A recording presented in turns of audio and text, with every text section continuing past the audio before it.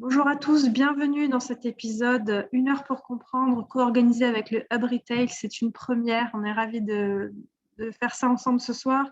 Donc on avait des adhérents communs ou non qui nous ont remonté à plusieurs reprises leur besoin de faire le point sur les enjeux réglementaires pour la redirection écologique du non-alimentaire, de l'offre non alimentaire. Et on s'est dit qu'on allait le faire ensemble. Donc voilà, Olivier, si tu veux. Écoutez, bonjour à tous. On va effectivement présenter nos deux structures. Il y a 1 heure pour comprendre, et de notre côté, on appelle ça une retailer. Donc voilà, c'est juste un concept qui est le même. Voilà. Et donc pour nous éclairer ce soir, on a fait appel à Raphaël Guestavi de l'ADEME et à Hugo Gonzelman de l'Institut de l'économie circulaire. On va essayer de faire assez rapidement l'introduction pour leur laisser un grand temps de parole et on l'espère un temps de questions-réponses à la fin du webinaire. Vous aurez, comme d'habitude, sur nos deux plateformes, donc Institut du commerce et Hub Retail, accès au replay, aux présentations aussi des deux intervenants. Et pour l'Institut du commerce, il y a une synthèse écrite qui est en cours de rédaction par Sylvie Guingois, qui sera disponible aussi aujourd'hui, enfin, je pense demain ou après-demain. Alors, en introduction, je vais rappeler rapidement ce qu'est l'Institut du commerce et en quoi on est connecté à ces sujets d'économie circulaire, de non alimentaire responsable. L'Institut du commerce est une association à but non lucratif qui accompagne la transformation sociétale du commerce. Nous avons 230 adhérents qui sont des enseignes, des marques, des prestataires, mais aussi des écoles, des institutionnels, et un cadre de travail déontologique accepté par tous pour respecter les règles de la concurrence qui nous permet de produire beaucoup de livrables, notamment des guides de bonnes pratiques. Nous avons 3 piliers de travail qui sont le retail, la RSE et la supply chain, et des thématiques qui en découlent, qui sont parfois complètement transversales, et c'est le cas de l'économie circulaire, sujet qu'on traite pleinement depuis 2018 à l'Institut du commerce, au départ beaucoup sur les sujets du vrac et du réemploi et l'économie des ressources pour les emballages, mais également sur l'indice de durabilité, de réparabilité et des travaux plus récents dont je vais vous parler juste après. Donc, ce webinaire, il s'inscrit dans le cadre des limites planétaires. Je ne sais pas si vous connaissez ces 9 limites planétaires et si vous avez déjà pu vous plonger dedans pour essayer de comprendre en quoi elles sont liées aux travaux, à vos métiers, en fait. Voilà, donc je ne vais pas passer beaucoup de temps, on n'a pas de temps ce soir pour en parler, mais c'est vraiment ce qui va guider aussi nos travaux pour faire en sorte que les business économiques de demain ça s'intègre dans soit éco-compatible et s'intègre dans le respect de ces limites planétaires, sachant que nous en avons déjà 6 sur 9 qui sont dépassées. Et donc l'Institut du commerce est engagé dans la Convention des entreprises pour le climat depuis l'été dernier. Voilà, donc on est à la 5e session de travail pour ériger la feuille de route vers l'éco-compatibilité de l'Institut du commerce. Et l'idée, c'est qu'à la fin de ce parcours que nous sommes en train de vivre avec Xavier et 150 autres dirigeants en France, les feuilles de route soient quelque part des modèles, des exemples à suivre pour aller vers une entreprise plus responsable. Ça, c'est déjà le cas de certaines, mais plus contributive. Je vais passer au slide suivant. Idéalement, régénérative, et ça c'est pour le moment quand même une marche assez haute à passer, mais c'est ce vers quoi on essaye d'accompagner nos adhérents. Voilà, et c'est dans ce cadre aussi que nous avons été amenés à travailler sur un atelier qui a été lancé en octobre 2021 avec l'aide de Visiative, un partenaire, et Six & Six, qui est aussi un autre partenaire. Nous avons réuni 16 entreprises et on a eu 2 interventions, donc de Carlotech et de l'Urvad en marketing contributif. Et Carlotech, c'est l'université du low-tech, pour définir les 9 preuves d'impact du non-alimentaire responsable que vous voyez à droite. Derrière, il y a toute une série de livrables qui sont déjà en partie disponibles sur notre site, mais qui seront officiellement communiqués en fin de semaine. C'est dans ce cadre-là que ces participants nous ont dit on a vraiment besoin de faire le point sur les enjeux réglementaires qui nous attendent. C'est comme ça qu'on s'est rapproché aussi des besoins des adhérents du Hub Retail. Voilà, donc les prochaines étapes de ces travaux, c'est la livraison du livrable. Ce sera ce vendredi, si ça vous intéresse, contactez-nous. Il y a ce webinaire aujourd'hui, et puis il y en a un autre la semaine prochaine autour de la mesure de la performance. La triple comptabilité, c'est prendre en compte la comptabilité financière, mais aussi l'impact sur les hommes et sur la planète. Donc, on vous invite à rejoindre aussi le webinaire qui aura lieu la semaine prochaine. Et je vous mettrai dans le chat un questionnaire qu'on a en cours sur la comptabilité, la compatibilité de vos modèles économiques face aux limites planétaires.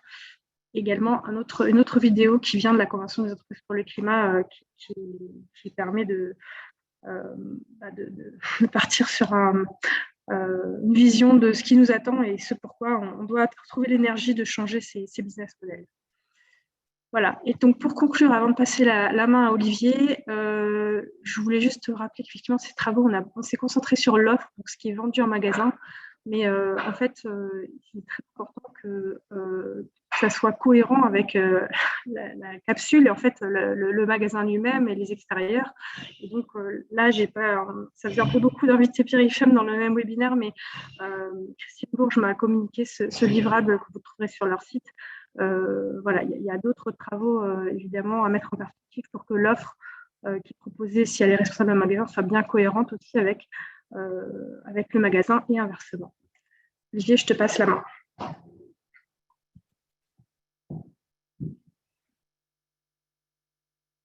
Là, tu n'as pas ton micro.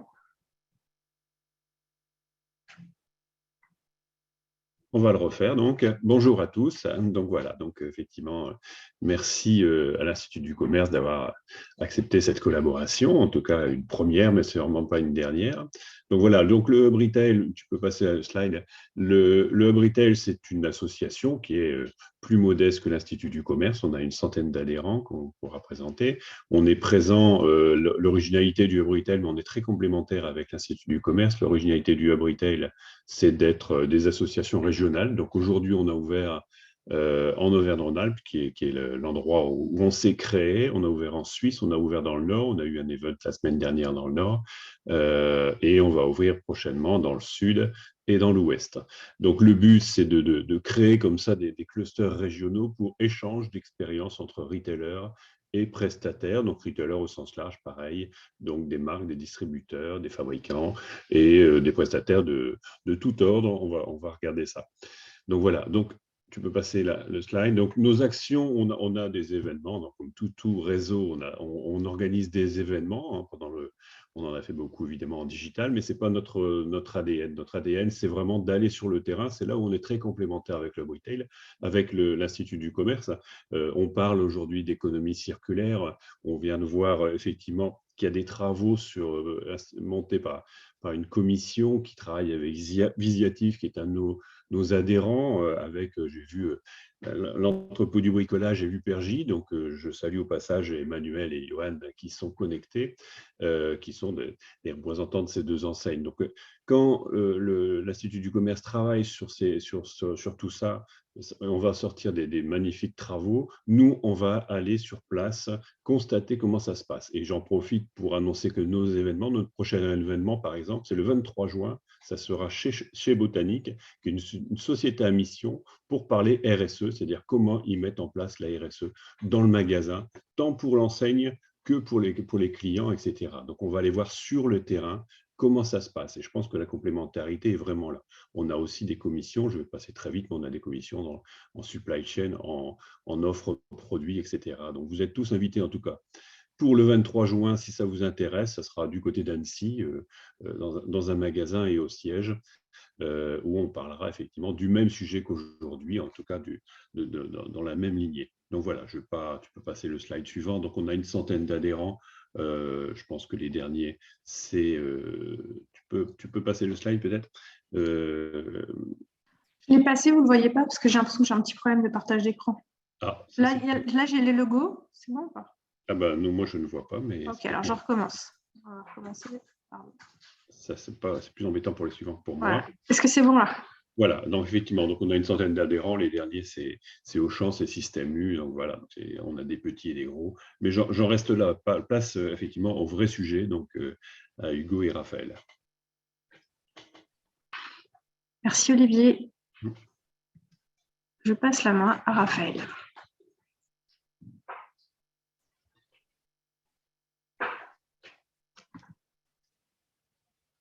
Qu'on a missionné beaucoup de choses. Hein, voilà, on avait beaucoup de questions à lui poser. Donc, évidemment, avec le temps imparti, on ne pourra peut-être pas tout voir, mais l'idée, c'était quand même d'avoir un large panorama de ce qui se passe pour le non-alimentaire.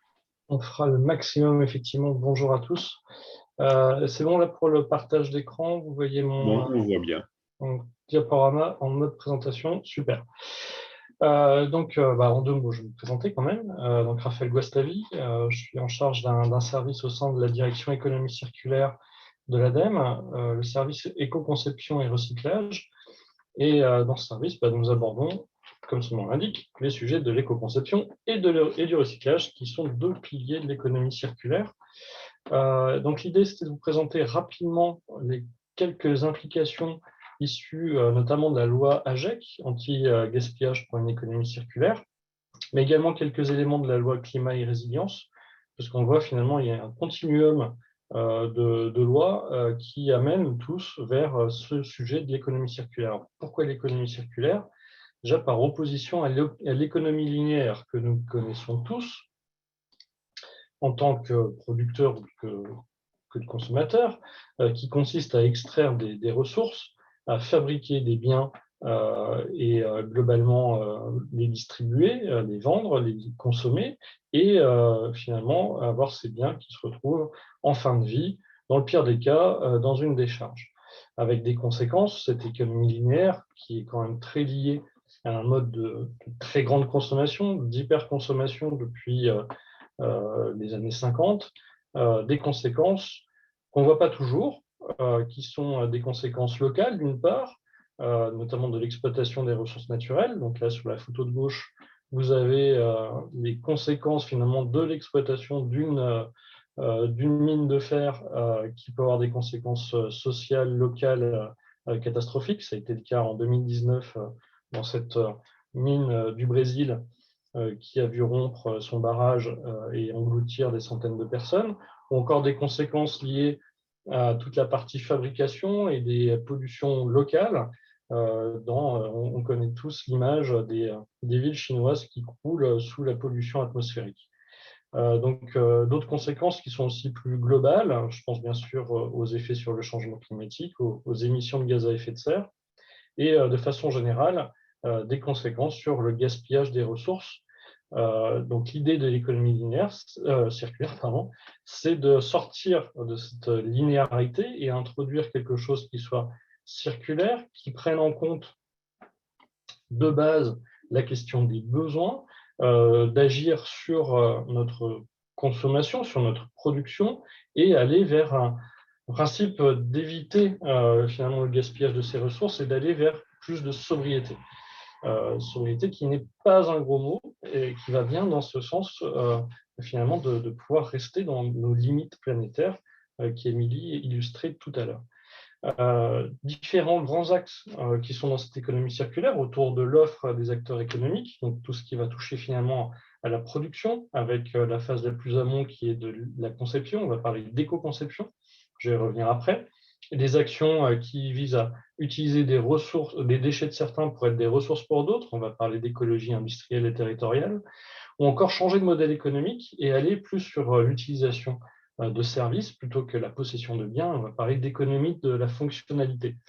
Et puis, il y a l'axe autour de la demande et du comportement des consommateurs, où là, ce sont les consommateurs qui auront le choix d'avoir une consommation plus responsable dès le moment de leur questionnement sur leurs besoins, sur les achats qu'ils vont pouvoir mettre en œuvre, mais aussi travailler sur une économie plus collaborative, en tout cas une consommation plus collaborative, travailler sur consommer des biens d'occasion, par exemple, pour reconditionner, et également de travailler sur globalement l'allongement de la durée d'usage de certains produits avec le réemploi, la réparation ou encore la réutilisation. Et puis, un troisième axe qui est celui de la gestion de la fin de vie avec la recherche de valoriser le plus possible la matière et donc orienter vers des filières de recyclage, les construire et faire en sorte d'avoir un maximum de recyclage avec une réincorporation de matières recyclées dans la phase de production. Donc, la politique française en matière d'économie circulaire, finalement, est loin d'être récente. Alors, on pourrait revenir à la loi déchets de 1975 qui abordait déjà ce sujet, notamment de l'économie des ressources et du tri.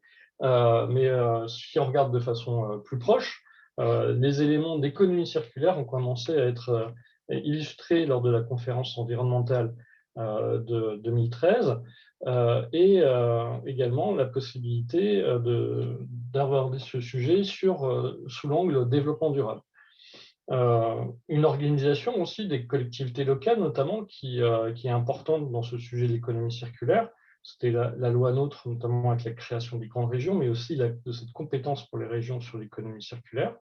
La LTECV, donc dite loi pour la transition énergétique pour une croissance verte, abordait déjà ce sujet de l'économie circulaire dans un chapitre dédié, mais sans aller très finalement au fond de la partie production.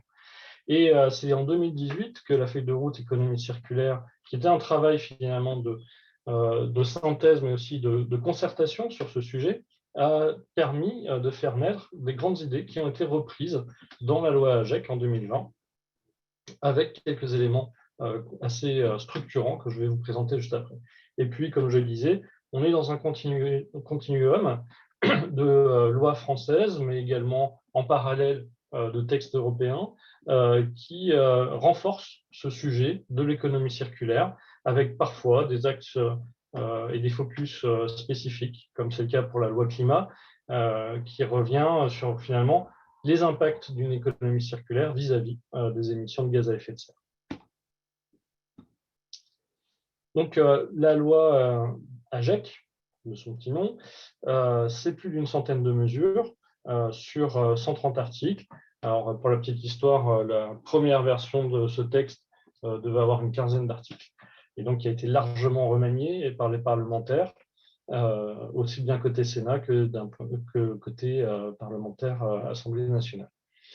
Donc, qu'est-ce qui ressort de cette loi? Des outils, des principes qui touchent aussi bien les entreprises dans leur fonctionnement, dans leur mode de fabrication, que les citoyens dans leur mode de consommation, et d'outils qui vont leur permettre justement d'aller vers cette consommation responsable et d'aller vers ces principes finalement de sobriété ou encore d'économie circulaire de façon générale. C'est également des obligations réglementaires, notamment avec la création de filières à responsabilité élargie aux producteurs, de nouvelles filières, également du renfort du rôle de ces filières qui dépassent leur rôle initial qui était plutôt de gérer la fin de vie des produits mis sur le marché et qui va intégrer quelque chose de plus global et sur lequel on va finalement retrouver les principaux piliers de l'économie circulaire. On a également des principes importants qui visent à limiter le gaspillage et l'obsolescence programmée. Donc, si on résume à quelques axes vraiment essentiels de cette loi, on a aussi un sujet qui est focalisé sur la question des plastiques, avec cet objectif de sortir du plastique jetable, qui fait aussi suite aux différents objectifs qui avaient été plutôt politisés sur notamment tendre vers 100% de plastique recyclé en 2025. Un axe important sur l'information du consommateur, donc sur la lutte contre le gaspillage, qui s'accompagne finalement du côté aussi solidaire avec le réemploi, et puis, comme je disais, agir contre l'obsolescence programmée, et plus globalement sur mieux produire, qui va intégrer des notions d'éco-conception. Alors, si on fait un focus sur le plastique jetable, 11 mesures sont dédiées à sortir de ces plastiques jetables, vraiment emblématiques de la société de consommation. Donc, c'est d'abord zéro plastique jetable d'ici 2040, avec différentes étapes. C'est de travailler sur la réutilisation de la vaisselle notamment dans les fast-foods. Donc, plein d'interdictions diverses, notamment de production de certains objets en plastique jetable. C'est la question de la consigne qui va être réanalysée en 2023 pour voir notamment si on doit l'introduire pour améliorer les performances de recyclage. Favoriser le vrac, et c'est quelque chose qui a une vraie dynamique aujourd'hui, notamment dans les magasins, dans la distribution. S'assurer de l'interdiction des sacs en plastique qui datait de la loi sur la transition écologique.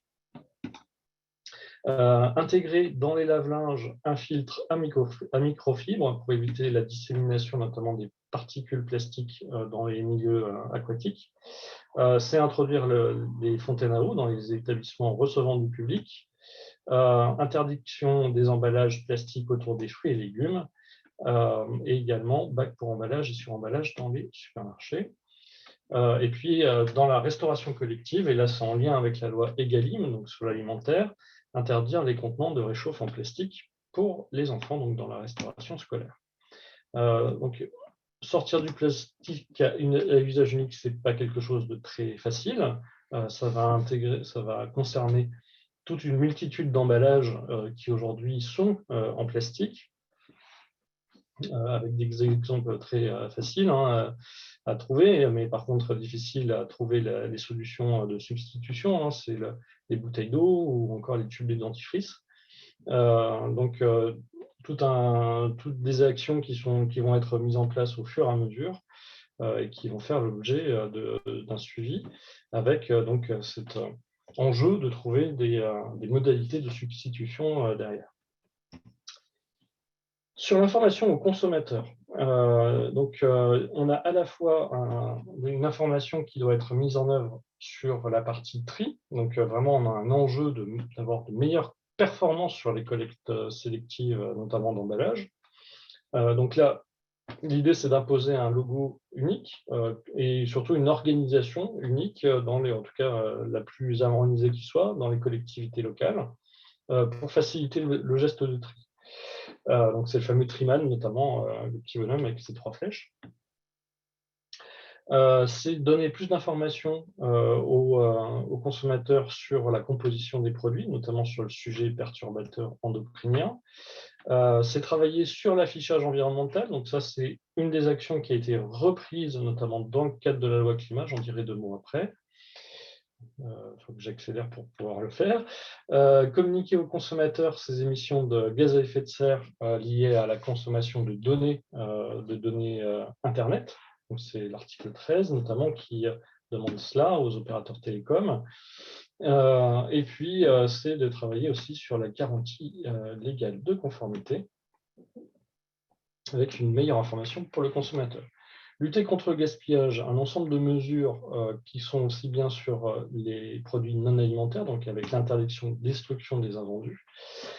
C'est augmenter les sanctions si justement la partie gaspillage alimentaire n'est pas respectée.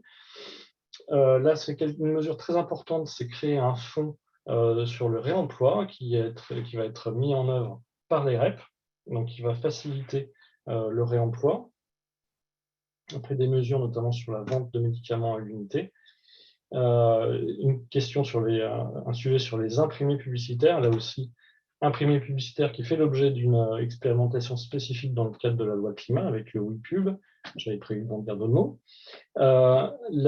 Stopper l'impression systématique des tickets de caisse ou encore travailler sur le matériel médical. Obsolescence programmée, là aussi, c'est travailler sur ce qui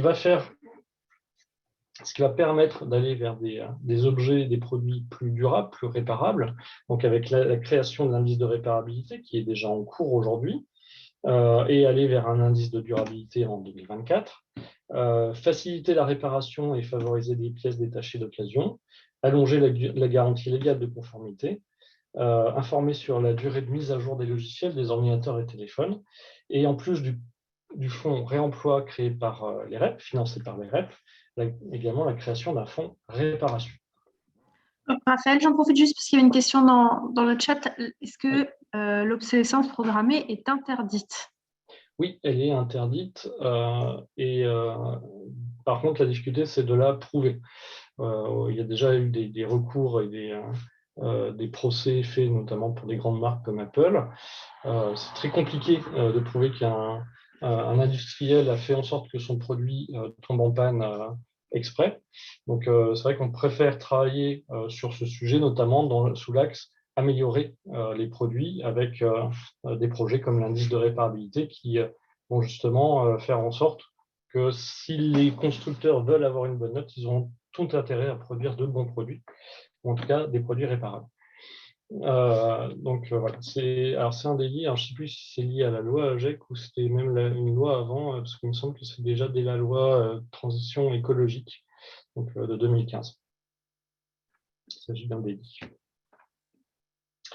Mieux produire. Il y a ce sujet vraiment de prendre en amont le plus possible la question avec le fonctionnement donc, des REP, le suivre en tout cas ces filières REP, créer de nouvelles filières et faire en sorte que ces filières finalement couvrent le plus possible les biens de consommation courants. Il y a une REP sur les déchets du bâtiment qui est créée. C'est également de prendre en compte, vraiment, là, on est sur l'aval complet, le nettoyage des dépôts sauvages qu'il y a pu avoir. Alors, c'est vrai que certaines filières sont plus concernées que d'autres. Et puis travailler sur ce principe d'éco-conception, avec une obligation de mettre en place une stratégie, finalement, des plans quinquennaux sur la mise en œuvre de l'éco-conception dans ces différentes filières, et donc de travailler sur à la fois l'intégration de recyclés, faire en sorte que les produits soient plus recyclables, plus durables, plus réparables. Et puis, un point important également dans cette modification des REP, c'est travailler sur un bonus-malus qui finalement fonctionne comme un principe de prime et pénalité sur ces produits, sur la base de cahier des charges spécifiques à chaque filière, qui permettra d'avoir vraiment un signal prix important si les produits sont très mal conçus ou au contraire très bien conçus. Voilà, donc c'était assez rapide, mais vous aurez le diaporama. Je pense que c'est important de passer sur cet ensemble. Et maintenant, je voudrais faire un petit focus sur quelques points en particulier qui sont déjà soit mis en place, existants, soit en cours. Alors, premier point, l'indice de réparabilité. Je viens de parler sous l'angle obsolescence. Donc, il s'agit vraiment de travailler à la visualisation par les consommateurs de leur capacité à faire réparer un produit qu'ils vont acheter. Donc, c'est leur choix. Ils peuvent très bien acheter un produit qui est très mal noté ou au contraire un produit qui est très bien noté avec cet objectif de le faire durer le plus longtemps possible. C'est important d'avoir cet allongement de la durée d'usage des produits parce que dans de très nombreux cas, et c'est notamment le cas des produits qui font l'objet d'un indice de réparabilité, la phase de fabrication est la plus impactante sur l'environnement, aussi bien en termes de consommation de ressources, d'énergie ou d'émissions de gaz à effet de serre. Donc, c'est important d'avoir une durée de vie qui est maximisée pour ces produits. Et ces produits aujourd'hui concernés sont les smartphones, les ordinateurs portables, les téléviseurs, les tondeuses à gazon électriques et les lave-linges Hublot. Donc ça, c'était ceux qui sont déjà aujourd'hui concernés. Et demain, à partir de la fin de l'année, 4 nouvelles catégories qui seront les lave-linges, mais ce coup-ci top, en plus des hublots, les lave-vaisselle, les aspirateurs et les nettoyeurs haute pression. Donc on essaye à chaque fois de toucher l'ensemble des grandes catégories de produits, que ce soit dans le gris, le brun ou dans le jardin. Affichage environnemental, autre gros sujet qui est porté donc dans l'article 2 de la loi climat. L'affichage environnemental, ça fait plus de 10 ans qu'on en parle et qu'on développe les méthodes. Maintenant, on passe à un nouvel élément, c'est devenir obligatoire. Donc, en tout cas, c'est l'objectif de la loi climat. Pour au moins l'alimentaire et le textile qui sont en cours d'expérimentation. Un outil d'éco-conception, finalement, pour les entreprises, puisque là aussi, à partir du moment où on sait mesurer quel est l'impact environnemental de son produit, on a la possibilité d'aller l'améliorer, donc on cherche à avoir une production durable, et un outil d'information pour les consommateurs. Évidemment, avoir le choix entre plusieurs produits, c'est faire un choix sur le prix, sur les besoins et sur la qualité, bien sûr, du produit, mais aussi sur son impact environnemental. Donc, plus de 10 ans de travaux, je le disais, et un cadre technique qui est assez large pour venir travailler sur un ensemble de catégories de produits, avec là aussi des travaux à l'échelle européenne qui sont en cours et sur lesquels on va forcément converger à un moment donné. Donc, perspective d'obligation réglementaire à partir de l'année prochaine, notamment pour textile et certainement alimentation. Des expérimentations en cours dans le cadre de la loi climat, avec des secteurs prioritaires qui ont été ciblés, donc notamment alimentaire, textile, mais aussi ameublement, services d'hôtellerie, services de tourisme, donc, et les produits électroniques, avec vraiment cet objectif de d'abord travailler sur les deux premiers secteurs pour lesquels il y a des expérimentations en cours. Voilà, je passe PEF. Autre point important, et là aussi qui existe déjà depuis longtemps maintenant, c'est l'écolabel européen. Alors pourquoi on insiste un peu sur ce label en particulier? C'est que pour nous, il s'agit vraiment d'un outil d'éco-conception au service des entreprises et la possibilité, avec ce label, d'avoir une reconnaissance pour les consommateurs sans aucun doute sur la qualité du produit. Parce que les référentiels des écolabels européens prennent en compte vraiment l'ensemble du cycle de vie et sur l'ensemble du produit, on a la certitude que pour l'obtenir, les entreprises ont nécessairement passé leurs produits au crible de l'éco-conception. En plus de ça, on a une garantie sur la performance des produits, puisque vous l'entendez certainement des fois, c'est oui, un produit vert, il est moins efficace. Ce n'est pas vrai, en tout cas, sur les produits écolabellisés, qui reposent vraiment sur une grille d'analyse certifiante. En plus de ça, il y a une certification externe qui justement permet de s'assurer de toutes ces valeurs à la fois environnementales et d'efficacité. Donc voilà, je vous invite à travailler sur ce sujet écolabel et à diffuser l'écolabel européen.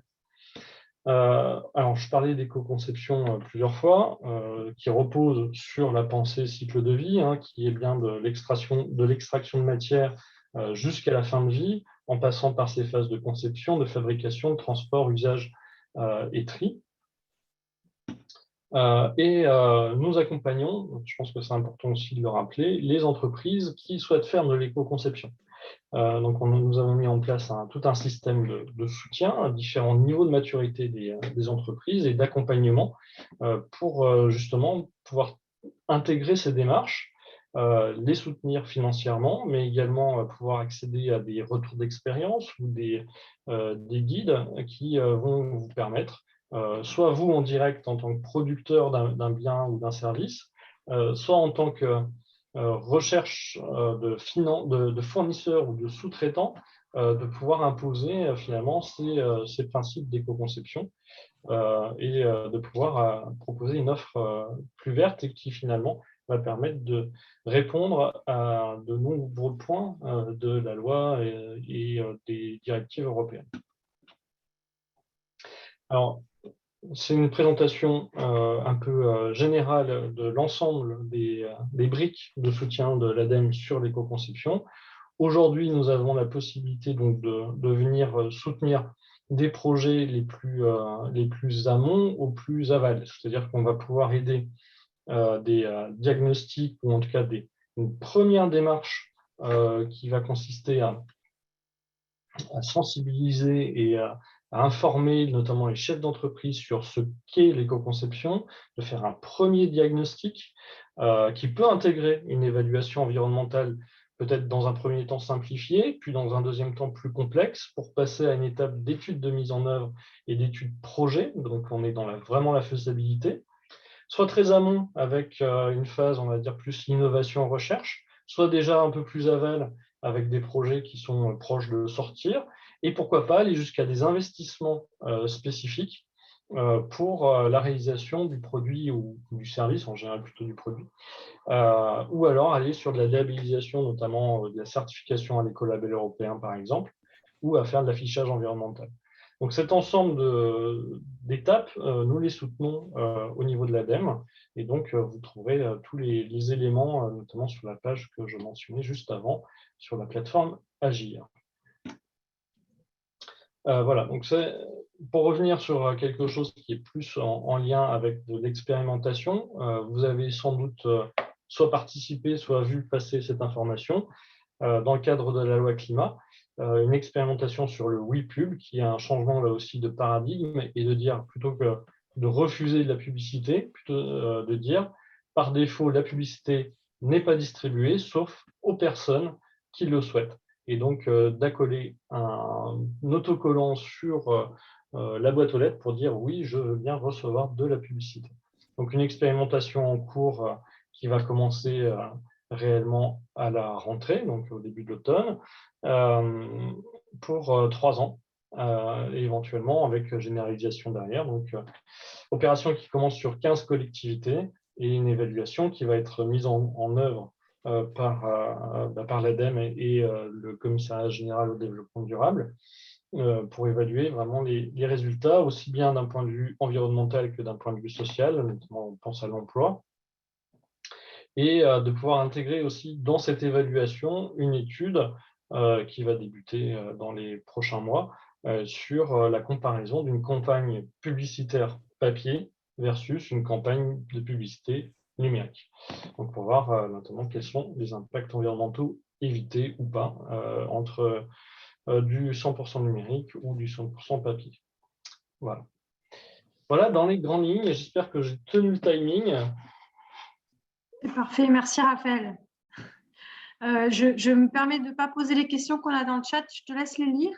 Et on va laisser la parole à Hugo, qui normalement on a pour à peu près 10 minutes, donc on devrait réussir à avoir des questions-réponses à la fin. Ok, ça marche. Merci Raphaël. Alors, attendez que je partage mon écran. Est-ce que tout le monde voit bien? On voit bien. C'est bon. Oui, c'est parfait. Oui, donc moi, je vais me concentrer un petit peu plus sur comment évolue cette réglementation après la loi AGEC, après la loi Climat Résilience, et où en est-on maintenant, en fait, avec cette réglementation qui, en fait, évolue pas mal. Et il y a aussi quelques petites difficultés d'application. Aujourd'hui, on a environ 60% du texte qui est appliqué. Il y a une petite centaine de textes qui devaient mettre en œuvre cette loi.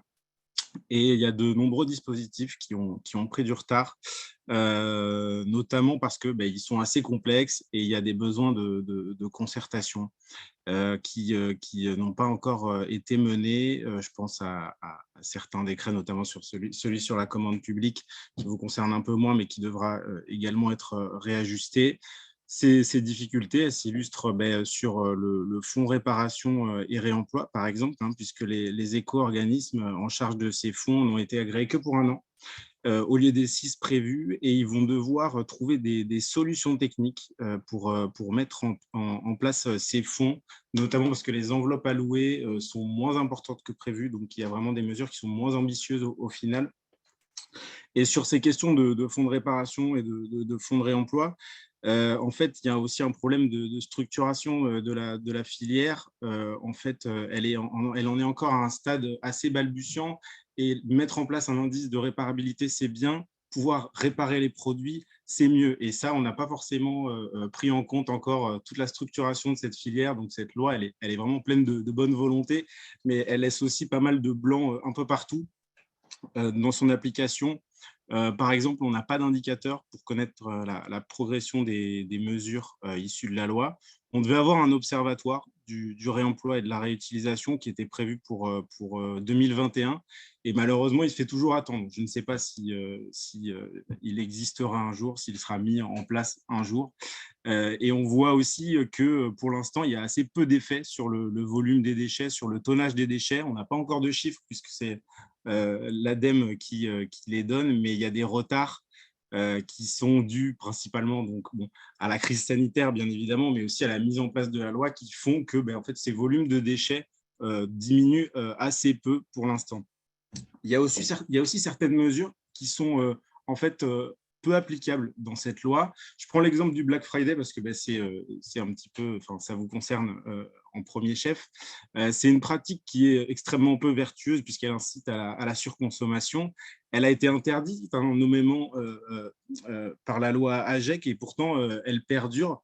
je ne sais pas si vous le savez, mais elle est classée parmi les pratiques commerciales trompeuses par le Code de la consommation et elle est punie par des amendes et des peines de prison. Sauf que, en fait, on voit que dans l'application, c'est très compliqué puisque Bruno Le Maire, par exemple, a dit que c'était une opération promotionnelle privée, qu'il n'avait pas la possibilité d'interdire cette pratique qui pourtant avait été nommément interdite par la loi. C'est tout à fait compréhensible aussi parce que, comme tout le monde le fait, les enseignes sont aussi un peu obligées de suivre si elles veulent survivre. Il y a aussi un droit européen qui est assez souple, beaucoup plus souple que le droit français là-dessus. Et puis, il y a la concurrence du commerce en ligne et des enseignes étrangères. Donc, tout ça rend difficile cette mesure à appliquer, par exemple. On a aussi des objectifs un petit peu contradictoires puisqu'il y a l'exemple de la fin du plastique à usage unique dont parlait Raphaël tout à l'heure. Deux objectifs extrêmement louables puisqu'ils sont très ambitieux. 100% de plastique à usage unique recyclé en 2025, c'est dans 3 ans. Fin du plastique à usage unique en 2040. Ce sont deux objectifs extrêmement ambitieux, mais on ne sait pas tout à fait comment les mettre en œuvre et surtout, ils peuvent apparaître assez contradictoires pour les acteurs économiques puisque le recyclage du plastique nécessite de lourds investissements et un gisement important de plastique à recycler. Sachant qu'en France, le taux de collecte est assez bas et le taux de recyclage est encore plus bas par rapport à nos voisins européens, les investisseurs, enfin les industriels vont être obligés d'investir énormément pour atteindre cet objectif de 100% de plastique à usage unique recyclé en 2025, tout en sachant que, en fait, en ayant consenti à ces énormes efforts, en 2040, ils devront cesser de produire du plastique à usage unique. Et en fait, on se rend compte que ces deux objectifs, ils peuvent coexister tout simplement parce qu'il y a une absence de sanctions. Il y a une absence de sanctions pour 2025 et il y a une absence de sanctions pour 2040. Donc, le risque, là, dans cette application de la loi, c'est qu'en fait, les industriels les distributeurs et les industriels ne se bougent pas pour aller vers cet objectif de 100% de plastique à usage unique recyclé et qu'ils attendent tout simplement 2040 parce que, en effet, c'est très difficile de consentir à d'énormes investissements alors qu'on sait bien qu'il y a un objectif qui est contradictoire qui arrive plus tard dans le temps. Voilà un petit peu pour ces objectifs qui peuvent paraître contradictoires. Nous, à l'INEC, on estime que pareil, cette loi, elle fait, et nos stratégies de manière générale, elles ont un angle mort, c'est celle de la ressource. En fait, la transition écologique, elle fait face à un mur qui est vraiment très, très important, qui est celui de la ressource. Si la France n'accélère pas sa transition vers une économie circulaire, les besoins en matière critique pour maintenir notre économie à un certain niveau et notre transition, même, et pour faire en sorte que notre transition s'effectue correctement, ces besoins en matière critique qui seront multipliés par 6 d'ici 2050. Donc, c'est tout à fait intenable. Quand on voit, par exemple, que les besoins en métaux et en minéraux par an seront multipliés par 3 d'ici 2050, alors qu'on sait que ces métaux et ces minéraux sont extrêmement essentiels pour mener à bien la transition écologique, on se dit qu'en effet, il y a un problème de prise en compte de nos stratégies, un problème de prise en compte de la ressource dans nos stratégies. Alors qu'avec une circularité renforcée, on pourrait largement atténuer ces besoins. Et donc, la pression est extrêmement forte et il sera assez peu possible de mener une transition écologique vertueuse sans mise en place d'une forte circularité. Alors, qu'en est-il maintenant en Europe ? La Commission a présenté un plan en 2020, un plan de 4 grands axes pour une Europe circulaire. Il s'agit donc de promouvoir les produits durables, donner aux consommateurs les moyens d'agir, mettre l'accent sur les secteurs les plus consommateurs de ressources, donc on les connaît bien, les batteries, matières plastiques, textiles, etc. Et pour in fine, produire moins de déchets. Vous avez peut-être entendu parler en ce moment du vote au Parlement européen pour interdire les voitures thermiques en 2035. Eh bien, en fait, ça fait partie de ce qu'on appelle le paquet climat qui est en discussion en ce moment entre les différentes instances européennes. Et c'est pour ça qu'on peut difficilement vous donner des mesures qui ont déjà été votées, mais par contre, je peux vous donner quelques mesures concrètes qui ont été proposées par les différentes instances, et notamment par la Commission européenne qui propose, par exemple, d'élargir la directive éco-conception qui est liée, qui aujourd'hui est liée aux produits uniquement liés à l'énergie, par exemple les chaudières ou les pommeaux de douche. Alors bon, ben là, elle va être beaucoup plus étendue, par exemple, à des choses comme le téléphone portable. Le Parlement lui a proposé un droit à la réparation qui est tout un paquet de mesures pour inciter les consommateurs et les distributeurs à favoriser la réparation des produits. Et là, on voit très clairement une influence de la loi AGEC sur cette proposition du Parlement. Il y a aussi une batterie de mesures pour la fin des microplastiques et la collecte séparée des textiles d'ici 2025. Voilà, on n'a pas énormément de temps, donc du coup, je vais juste vous indiquer que nous, à l'INEC, à l'Institut national de l'économie circulaire, on fait un gros travail de prospective et d'analyse des différentes réglementations et des enjeux dans les différents secteurs, avec voilà, des focus qui peuvent vous intéresser. Et n'hésitez pas à aller sur notre site pour approfondir un petit peu cette recherche. Voilà. Maintenant, on est ouvert à vos questions. Merci beaucoup, Hugo. Je trouve qu'on a trouvé le super équilibre là. Donc, bravo pour vos deux présentations. Il y a beaucoup de questions. Raphaël, est-ce que tu as pu en identifier certaines qui tu voulais particulièrement répondre? Oui, bien sûr. Donc, effectivement, beaucoup de questions et c'est normal, le sujet est très vaste. Alors, j'ai vu une question notamment sur l'affichage de la performance environnementale et sociale sur la partie textile. C'est vrai que ce sujet de l'affichage social avait bien été intégré dès la loi AGEC. Aujourd'hui, ça reste des travaux beaucoup moins avancés sur cette partie sociale que sur la partie environnementale. Alors, c'est vrai qu'au niveau de l'ADEME, notre cœur de métier, notre périmètre et notre légitimité est bien sur la partie environnementale. Sur la partie sociale, le ministère n'a pas trouvé d'équivalent, en tout cas donné une mission à France Stratégie pour travailler le sujet. Un rapport qui conclut, en gros, il faut trouver quelqu'un pour le faire.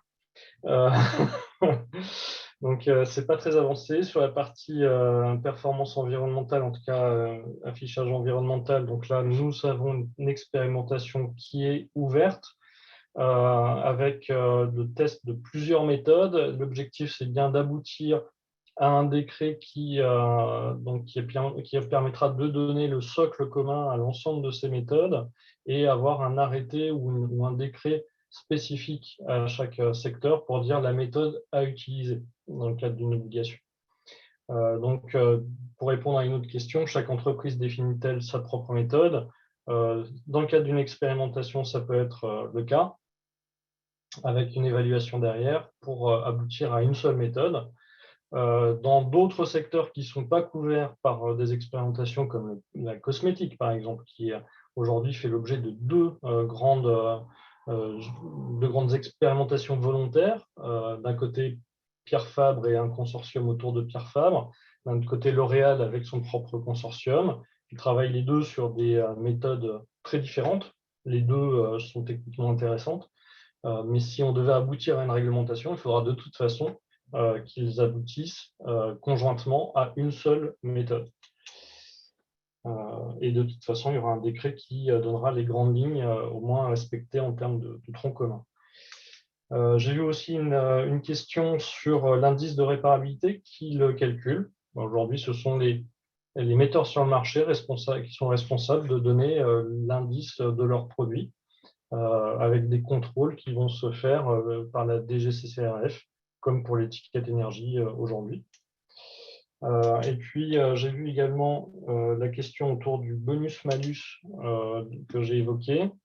A priori, c'est plutôt répercuté sur les fabricants, mais là, je ne suis pas complètement sûr. En tout cas, les distributeurs, forcément, vont afficher un prix qui prendra en compte le bonus-malus comme on a aujourd'hui l'éco-modulation des éco-contributions. Donc, il y a cette petite part qui permet de financer les objectifs des éco-organismes et donc des filières REP. Et puis enfin, ce que j'ai vu, alors il y a peut-être eu d'autres questions depuis, évidemment, pas de soutien ADEME, en tout cas compliqué pour les distributeurs, c'est vrai. Notre action aujourd'hui, dans le cadre du plan de relance, qui nous a permis d'avoir une enveloppe financière importante, touche plutôt les PME. En tout cas, c'est comme ça que l'État a conçu cette enveloppe de soutien aux PME avec l'éco-conception à l'intérieur.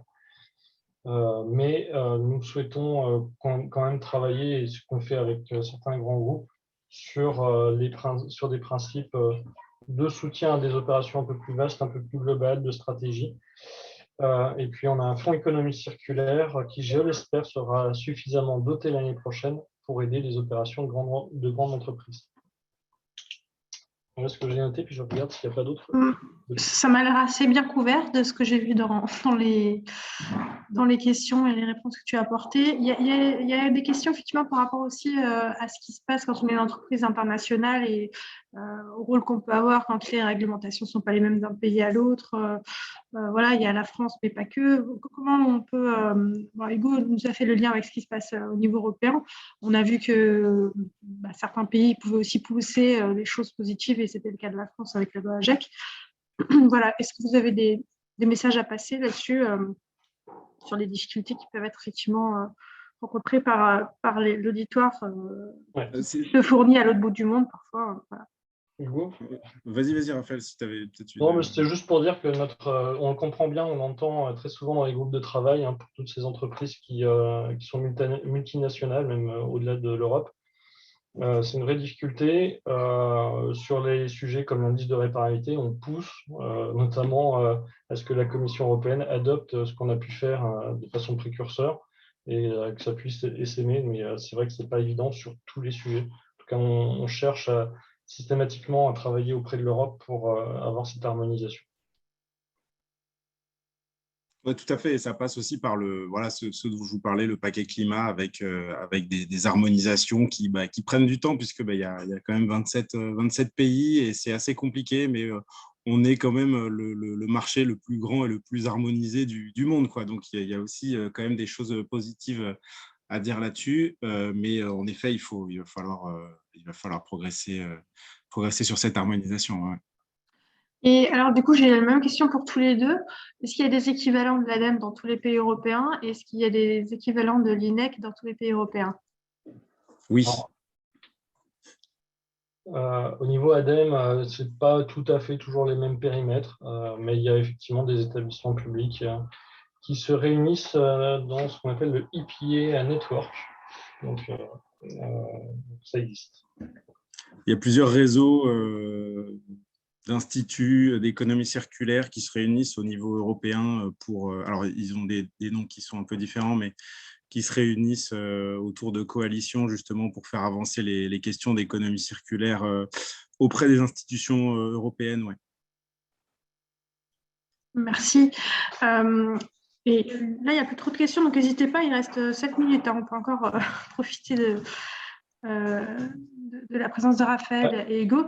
Juste une autre question par rapport au rôle qu'on peut avoir au Hub Retail, donc qui est plus sur des écosystèmes locaux, et nous, à l'Institut du commerce, en tout cas, on réunit un certain nombre d'entreprises, justement, pour faciliter la mise en place de coalitions. Est-ce que vous avez des messages à faire passer sur ce en quoi on pourrait justement aider à accélérer l'émergence de l'économie circulaire plus rapidement que à décoincer des sujets où on pourrait être utile? Ce que fait déjà l'Institut de l'économie circulaire, mais c'est vrai que nous, du coup, on est peut-être plus spécifique sur des sujets qui concernent le commerce. C'est vrai que sur ces questions, justement, dont je parlais juste avant, du Black Friday, etc., on voit que la question de l'applicabilité de la loi est vraiment très importante, notamment la sensibilisation à la fois du consommateur, notamment on pense à ce qui a été lancé là, le Green Friday, qui est un peu une opposition au Black Friday, c'est-à-dire réfléchissez à ce que vous consommez ce jour-là au lieu d'acheter les promotions. Donc ça, il y a une sensibilisation à faire y compris même de la part des distributeurs et des enseignes. Hein. Enfin, il n'y a pas de raison que vous ne valorisiez pas ça aussi. Et justement, j'ai vu dans